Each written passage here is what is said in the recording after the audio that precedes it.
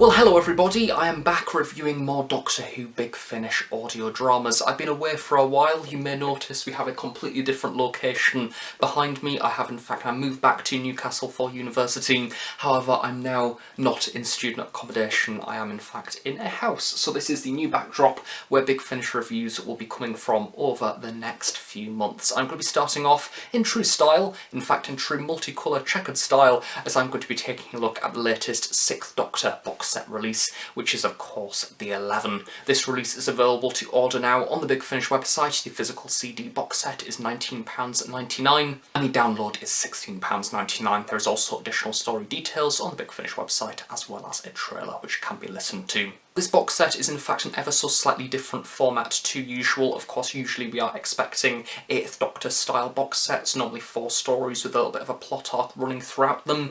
This is basically one big 3-hour story split throughout 3 one-hour episodes. In fact, all 3 of these episodes do go over the 1-hour runtime, so it's very nearly, I suppose, 3.5 stories, as I do believe they're around 70 minutes long each. However, it's one of those episodes which is a grand plot and does of course have quite a lot of characters to deal with. Well, 11 personalities and many more. The 11 is an offshoot box set from the various pre-established Doctor Who series which Big Finish produce. Mark Bonnars 11 mostly features within the 8th Doctor series, and Constance Clarke has been around for some time within the Big Finish monthly range, starting with the 6th Doctor story, Criss-Cross. This box set is a 3-part adventure in its own right, therefore you don't need any prior context in order to listen to this box set, other than the 11 is a Time Lord and Constance is a companion of the 6th Doctor. It gives us an insight into what to expect now that the classics move into the box set format with the end of the Big Finish monthly range. Lizzie Hopley introduces the series with One for All. It's an action-packed drama setting the foundations for the planet Molorus, where its inhabitants have 2 personalities. Naturally, this is a perfect opportunity to explore the 11's multi-personalities, and for those who haven't seen the 8th Doctor adventures, it allows some time to introduce some of the various loud characters within the 11's head.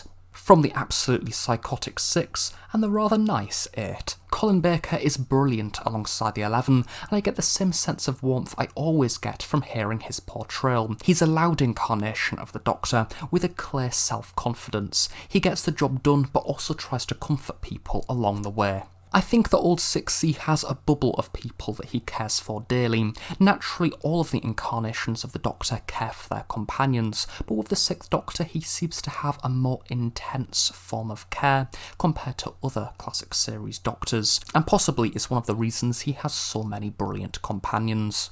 Lucy Gaskell is a great inclusion to the narrative, bringing out a new side to the 11 compared to what we get to see within the 8th Doctor series. Within the early half, we see an abandoned TARDIS after what appears to be a wedding party. It's imagery like this which I think makes the 11 feel really sinister, and Hopley certainly makes him a force to be reckoned with, which is a similar compliment that I can give the other writers as well. One for All as a story makes the 11 feel like he is always one step ahead, or at least one of the incarnations within his mind is, which is a refreshing take given how often the 6th Doctor seems to be the one in control.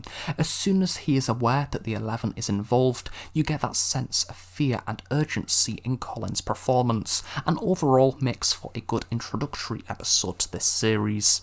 Having Lucy Gaskell present as Mishka of course introduces a new dynamic for the 11. In reality, of course, Mark Bonnars and Lucy Gaskell are husband and wife, which is quite a nice novelty given that they are husband and wife technically throughout this episode, but it's interesting having the 11 kind of be associated with somebody else. In the 8th Doctor series we do have a little bit of an interest going on between the 11 and one of the companions, which I won't reveal in case you haven't listened to those box sets. And it's interesting seeing that dynamic with somebody else, because it is a very affectionate dynamic, and the one thing that I get throughout this story, in particular for Lucy Gaskell's character, is that you don't really know where these characters stand. The 11 is very manipulative, and of course equally his wife is as well. You don't really know what her character is doing. She has her own plot and she's causing chaos in her own way. If a character all of a sudden decides to be good, do you trust them? And that is kind of the issues that we we have coming to the forefront throughout the stories within this box set, but equally it keeps you on your feet, it keeps you guessing, and the drama throughout, especially within the later half into episode 3, is one that keeps you hooked and guessing as to what's going to happen next. But I think their dynamic overall is definitely one of the highlights of this box set. Episode 2 is the murder of Oliver Akron.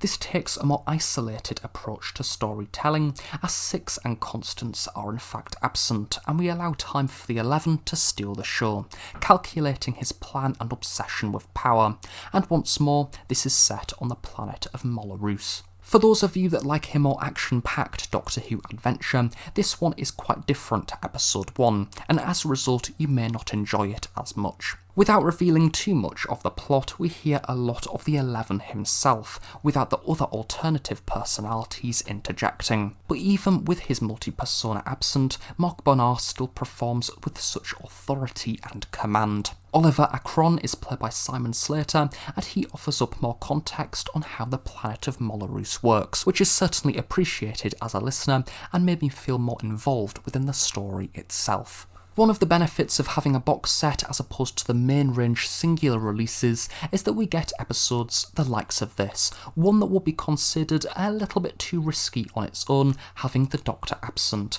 and I think that any writer who can effectively deliver a 1-hour story focusing mainly on 2 characters, one of which that has only been introduced for this story, certainly deserves a lot of credit. Nigel Fairs does a great job. Admittedly, the end of this story does have a bit of timeline hopping, which could be confusing for some. This is also covered quite quickly, which may add to the confusion. When this happens, I tend to overlook it and think to myself, Doctor Who has done another smart, timey thing. So yes, perhaps this episode may benefit from a second listen. This is also the point within the box set where I realised that the episodes overall are in fact quite interconnected, so it's not like you can listen to these stories in a different order. It needs to be appreciated as a package, and therefore I recommend listening to it in bulk, certainly across a few days in quite quick succession, so you don't miss out on certain aspects of the plot, as this will lead to more confusion. Another thing that I do really like about the 11 is the whole idea of mentality and kind of what goes on in our minds, which is something that I'm quite interested in anyway, where we kind of have our physical person and then we have the thought processes within our mind and the people who we are throughout our lives, because in a way everybody on Earth also has different personalities. As when we grow up we become different people. They often say if your teenage self and adult self kind of meet in a room, chances are you'll no doubt hate each other because you have conflicting opinions, you've been exposed to different things. The 11 is basically that in practice, or simultaneously going on at the same time. The box set tries to deal with that by throwing him into a situation where he's not the only person with multi-personality, which is quite an interesting twist, but I think overall works well. As I mentioned, this box set is an interesting foresight into what we can come to expect with the classic series adventures as we move into box sets after the end of the monthly range, which has of course happened earlier this year. And I think that one of the things that I'm looking forward to the most is being able to pad out character and kind of show progression, because a problem which I've referred to in recent reviews is that some of the companions do seem to be stuck in time a little bit, where we're not really getting too much development actively throughout the series, because if it's out of the trilogy formats that we have within the monthly range, if it's ongoing developments that could go beyond one trilogy, you then fall at risk of basically alienating a listener who decides to hop in very briefly and listen to a certain episode within a trilogy where they've not heard the trilogy before, and as a result they miss that development. So it's going to be great to have box sets, and as seen throughout this box set, we have a development throughout, and it kind of is set up throughout the box set, and then we have it coming into fruition at the very end. Of course, we have the dynamic between the 6th Doctor and Constance being tested. We have quite a lot of challenges throughout this series, and then in a way you have those challenges again being tested in the final episode, so we have that play-up of the 3 hours of the episodes actively being used in the later half of the story, which again is something that we may not necessarily get between different monthly range releases that seem to be a little bit more standalone. Chris Chapman concludes the box set with Elevation, a perfect presentation on how the 11 simply can't sit still and must cause as much chaos as possible. He's almost like the meddling monk's murder-obsessed brother. Despite the brilliant use of personality hopping and use of identity, very much like episode 1, this episode's selling point is a truly superb outing for Miranda Rayson as Constance Clarke, seeing the character taken to new levels we haven't seen before, which is such a novelty given that Constance Clarke is a historical companion and is usually a character which is quite reserved, so it's nice to see her cutting ties with that quiet shyness as we have a very different story to usual. Previously, Chris has written some great outings for the Sixth Doctor, and as per, Sixie has so much flair in this episode. He understands how to write this Doctor, and how his mind works, and gives him some great moments to truly flourish. 11 turns chaotic and launches his big plan, summarising the plot points of this box set well. In a similar way to the War Master, you are kind of rooting for the baddie to win, simply to see what crazy things he does next, and I quite like that. It's different to your usual Doctor Who story. I like the way that this episode strands the Doctor, with the 11 personally attacking him and his companion. It's the type of plot that can only really work with the 11 present, and that's without revealing too much, and therefore I'm glad that Chapman has used this opportunity with this TARDIS dynamic. Overall, I think that 11 as a box set uses the format very well. Having a 1 hour story allows for a fast-paced new series style adventure, which is perfect for audio newcomers, whilst also using the 3 episodes as chapter points to build a grand story arc. The dynamic between the characters are on point, with this release offering inspired pairings between Mark Bonnars and Lucy Gaskell as the 11 and Mishka Velm, and Colin Baker and Miranda Rayson as of course Old Sixie and Constance Clarke.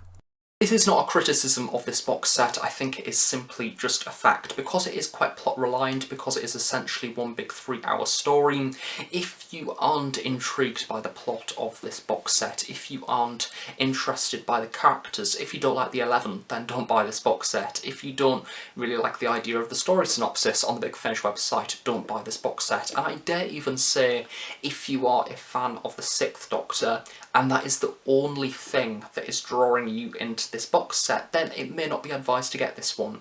But if you are intrigued by the concept of the 11 and want to see him alongside the 6th Doctor, then yes, most certainly buy this set, because I don't think the 6th Doctor content throughout this box set will kind of outweigh the 11 if you don't particularly like that character too much.